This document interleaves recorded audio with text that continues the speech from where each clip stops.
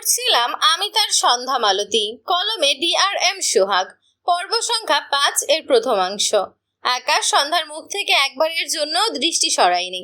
মাথায় প্রচন্ড চাপ লাগছে, তার সাথে কি হচ্ছে সে বুঝতে পারছে না। কিছু একটা মনে পড়তেই আকাশের চোখ মুখ শক্ত হয়ে যায়।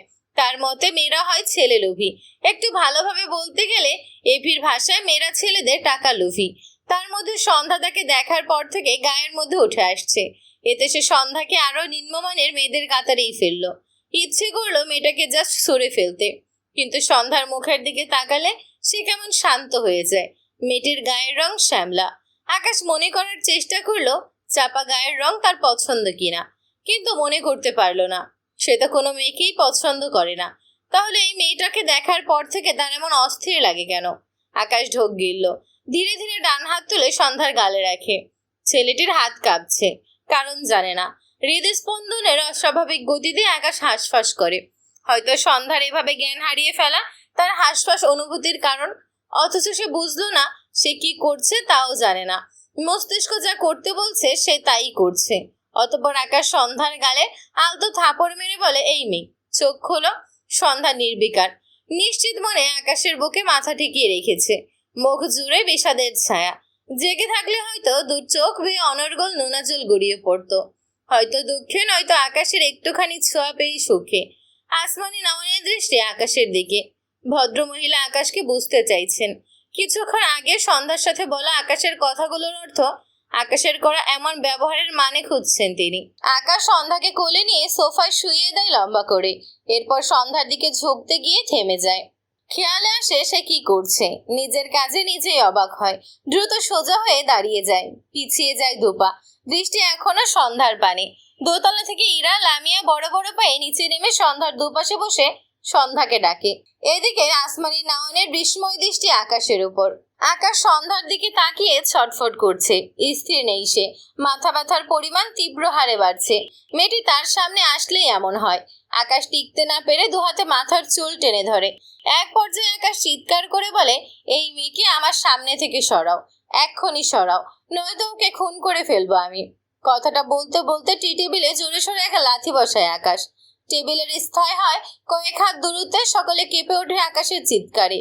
প্রচন্ড অবাক হয়।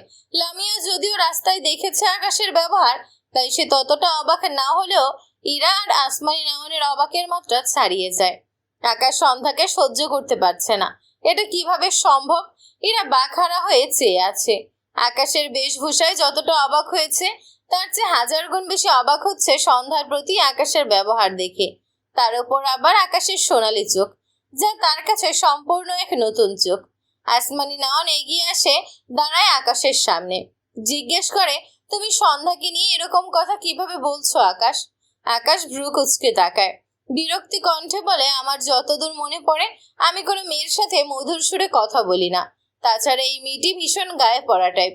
অসুস্থ হলে ডাক্তারের কাছে যাওয়া উচিত, পাগল হলে পাগলা গারদে যাওয়া উচিত, বাট এই মেয়ে সব বাদ দিয়ে আমার পেছনে পড়েছে কেন? ওকে এক্ষুনি বাড়ি থেকে বের করে দাও মা, প্লিজ।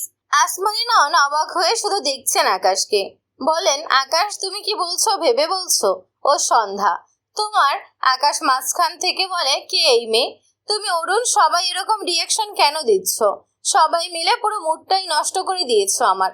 মনে হচ্ছে বাংলাদেশে আসাই ভুল হয়েছে।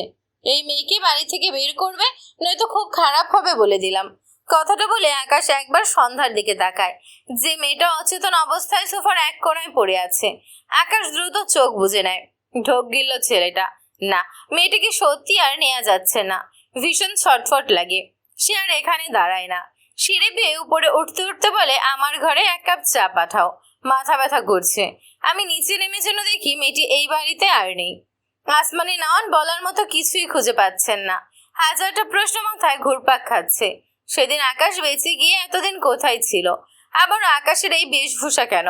আকাশে বড় বড় পায়ে উপরে উঠায় ভদ্রমহিলার চোখে পড়ে আকাশের পিছনে গুজে রাখা পিস্তল। এসবে তিনি সামান্য অবাক হয়, কিন্তু সন্ধ্যাকে নিয়ে আকাশের মন্তব্যগুলো ভাবলে তার মাথা এলোমেলো হয়ে যাচ্ছে। তিনি জিজ্ঞেস করে, তুমি কোথা থেকে আসলে আকাশ? আকাশ উত্তর করে, ইংল্যান্ড ছিলাম। কে বাঁচিয়েছে তোমায়? আকাশের ভ্রু কুঁচকে যায়। মায়ের প্রশ্নটা সে ঠিক বুঝলো না। এদিক ফিরে জিজ্ঞেস করে, মানে? ভদ্রমহিলা অবাক হয়। আকাশ এরকম রিয়াকশন কেন দিচ্ছে? সে সত্যিই কিছু বুঝতে পারছে না।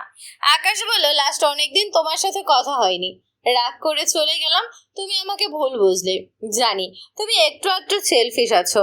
বাবার মৃত্যুর সংবাদটা পর্যন্ত আমাকে দাওনি। কাজটা তুমি ঠিক করনি মা। আকাশের কণ্ঠে রাগ। আসমানি নয়ন বিস্মিত হয়। আকাশ এসব কি বলছে? আকাশ নিজের তার বাবার জানাজা পড়েই আজ বলছে তাকে তার বাবার মৃত্যুর সংবাদ কেন দেওয়া হয়নি। ভদ্রমহিলা আর কত অবাক হবে। আর রাগ করে চলে যাওয়ার কথা বলছে যে প্রায় 3.5 বছর আগের কাহিনী আকাশ আজ কেন টানছে? মাঝে যে এত কাহিনী ঘটলো সেসব কেন বলছে না আকাশ? আকাশ তার মায়ের দিকে তাকালো, নিজেকে সামলে বলে, অনেক হিসাব নিকাশ করতে দেশে ফিরেছি। আপাতত তোমার জন্য সারপ্রাইজ আছে। তার আগেই সন্ধ্যা নাকি রাত, এই ঝামেলাকে আউট করো। কথাটা বলে আকাশ বড় বড় পা ফেলে তার ঘরে চলে যায়। এই পর্যায়ে এসে আসমানি নয়ন বোধহয় অবাক হতে ভুলে গেল। আকাশের কথার আগামাথা কিছু বুঝলো না। কি হয়েছিল, কি হচ্ছে, কোনো কিছুরই আগামাথা খুঁজে পাচ্ছেন না তিনি। অতিরিক্ত দুর্বলতায় সন্ধ্যা জ্ঞান হারিয়েছিল। লামিয়া প্রায় অনেক সময় যাবৎ সন্ধ্যার মুখে পানি ছিটানোর ফলে এক সময় সন্ধ্যার জ্ঞান ফেরে।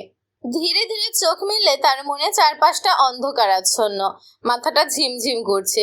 সন্ধ্যাকে চোখ মিলে তাকাতে দেখি ইরা লামিয়া দুজনেই স্বস্তি পায়। ইরা একবার সন্ধ্যার জ্ঞান ফেরানোর চেষ্টা করছিল, আরেকবার আকাশের বলা কথা একদম নতুন কথা শুনছিল, যা তার কাছে অযৌক্তিক লেগেছে। সন্ধ্যা লামিয়াকে ধরে উঠে বসে ধীরে ধীরে, হেলান দেয় লামিয়ার সাথে। ঝাপসা দৃষ্টি চারিদিকে ঘোরায়, কোথাও আকাশকে দেখতে পায় না। আবার কোথায় হারালো আকাশ? কিছুক্ষণ আগে আকাশের বলা কথাগুলো মনে পড়লে সন্ধ্যার চোখ জোড়া ভিজে যায়। আকাশ তাকে কেন চেনে না? কেন তাকে আর সোনা বউ বলে ডাকে না? শুধু দূরে সরিয়েই দেয়, অপরিচিতদের মতো আচরণ করে। একবারও তাকে কাছে টেনে নেয় না। আগের মতো আর ভালোবাসে না, তাকায় না। উল্টো সে আকাশকে ধরতে গেলে মানুষটা তাকে মেরে দেয়। কেন এমন করছে আকাশ? সে কি তার আকাশ নয়? তার আকাশ তাকে কত ভালোবাসতো। আর এই আকাশ মেয়েটা একটুও মেলাতে পারে না। এখন সে কিভাবে থাকবে আকাশকে ছাড়া? সন্ধ্যা ঘাড় বাঁকিয়ে বাঁকিয়ে আকাশকে খোঁজে। কোথাও আকাশকে না পেয়ে সন্ধ্যা ভীত হয়। সত্যি কি তার আকাশ আবারও হারিয়ে গেল? সন্ধ্যা ঢোক গিলল। আসমানি নাওয়ানের দিকে চেয়ে দুর্বল কণ্ঠে ডাক দেয়, আম্মা। সন্ধ্যার কণ্ঠে আসমানি নাওয়ানের ধ্যান ভাঙে। ছেলের এতটা পরিবর্তিত রূপ দেখে সব খেয়াল হারিয়ে বসেছিলেন। আকাশকে ছাড়া সন্ধ্যাকে এই কয় মাস তারা কিভাবে সামলেছে শুধু তারাই জানে।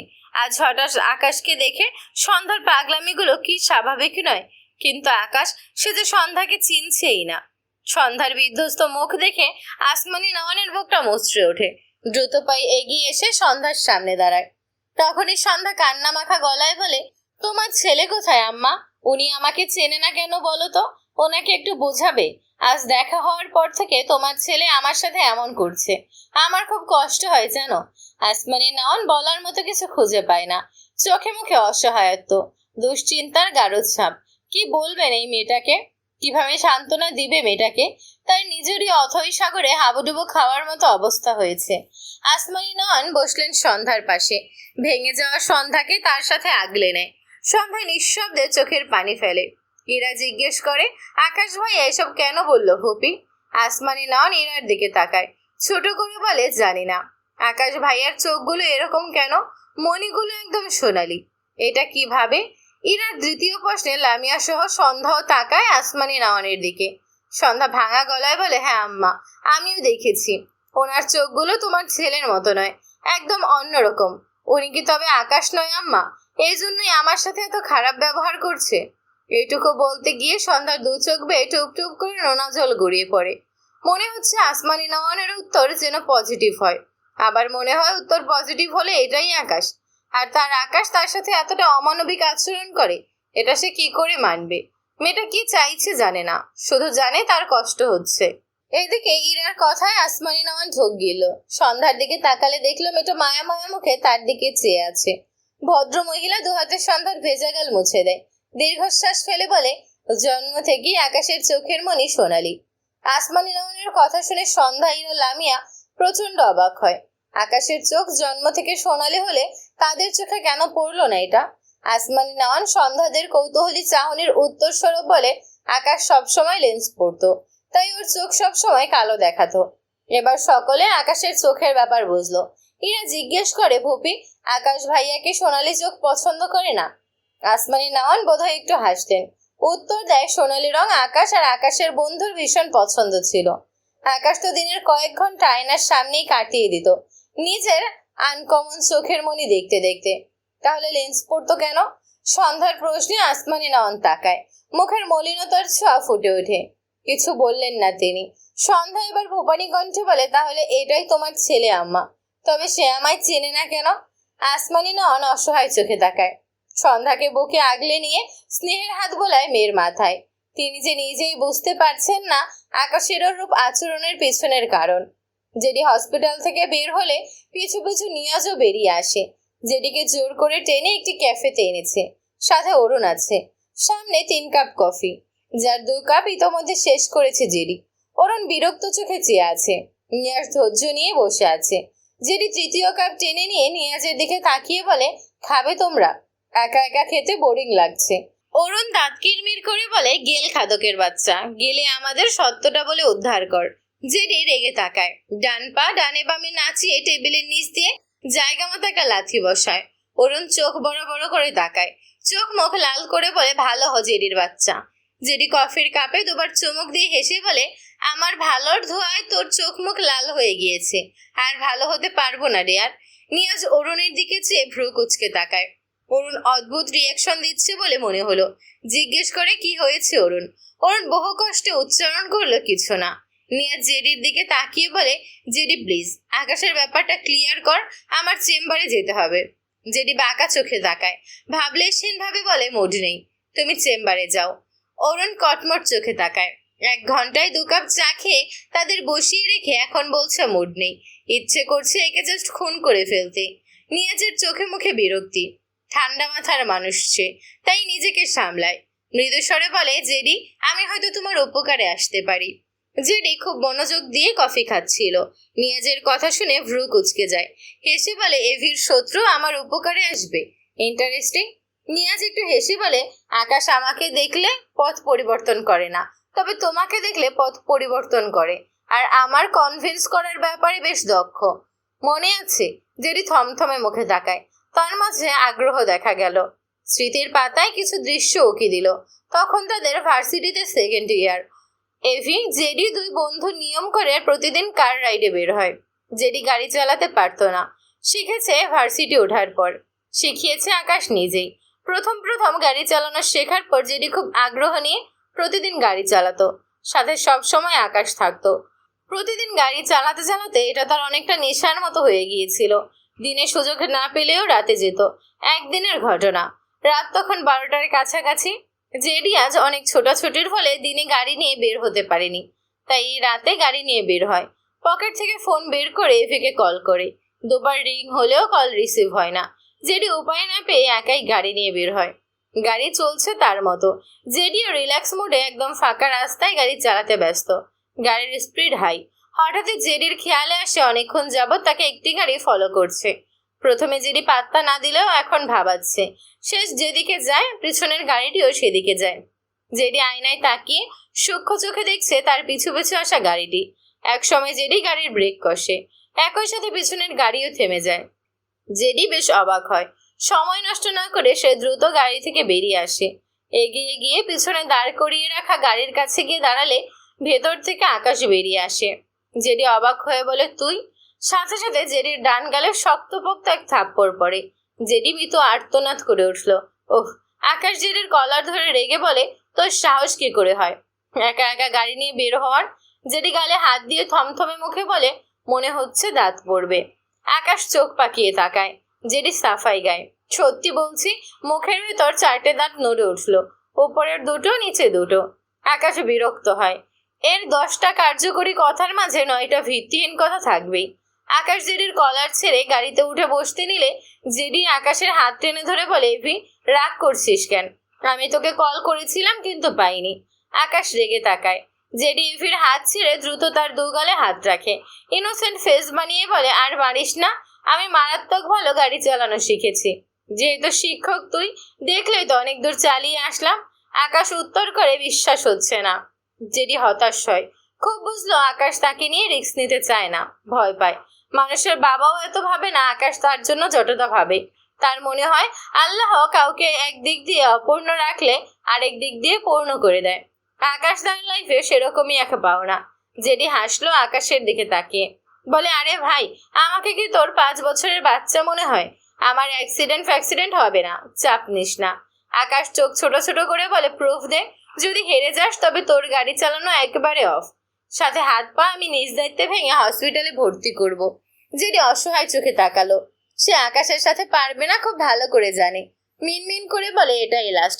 এরপর থেকে তোকে কলে না পেলে আমার গাড়ি চালানো ক্যান্সেল, যা কনফার্ম। আকাশ ছোট্ট করে বলে, গুড। কথার এদিক ওদিক হলে জেডি দুপা পিছিয়ে গিয়ে বলে, হবে না জান। আকাশ চোখ মুখ কুচকে বলে, এসব ফালতু নামে ডাকবি না। জেডি হেসে বলে, ওকে জান। আকাশ তেড়ে গেলে জেডি দৌড় দেয়। পিছু ফিরে ডান হাত দিয়ে ফ্লাইং কিস দিয়ে হেসে বলে, এই জান, ধর ধর। আমার খাঁটি ভালোবাসা উড়ে গেল। আকাশ ডান পায়ের জুতো খুলে জেডির দিক ছুঁড়ে মারে। কটমট চোখে তাকায়।